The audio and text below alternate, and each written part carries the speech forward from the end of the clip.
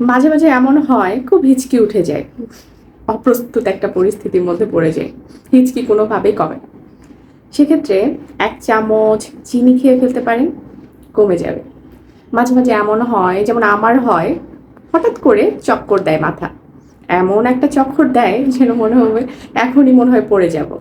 সেক্ষেত্রে কোনো একটা স্টেবল জায়গায় যদি আমরা হাত রাখি এবং একটা স্টেবল জিনিসের প্রতি যদি খেয়াল করি, তখন দেখা যাবে আমাদের প্রতি আমাদের ব্যালেন্সটা আবার ফিরে আসে।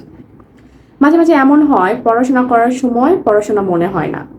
সেক্ষেত্রে আমি যে কাজটা করতাম খুব, আসলে আমার কাজে দিত, খুব উইয়ার্ড কিছু করতাম, যেমন মাঝে মাঝে যে লাইনটা আমার মনে হতো না সেখানে একটা চিৎকার দিতাম, অথবা এমন কিছু উইয়ার্ড কাজ করতাম যার কারণে দেখা যেত যখন আমি পরীক্ষা দিতে যেতাম আমার মনে পড়ে যেত।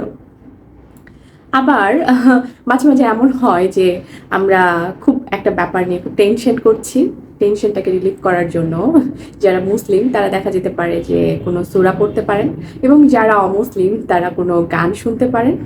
এই যে সূরা পড়া এবং গানের যে একটা ভাইব্রেশন আমাদের মনের মধ্যে হয়, সেটা আসলে আমাদের টেনশনটাকে কমিয়ে দেয়। আমার টিপসগুলো কেমন লাগলো জানিয়েন আমাকে কমেন্ট করে। আল্লাহ হাফেজ।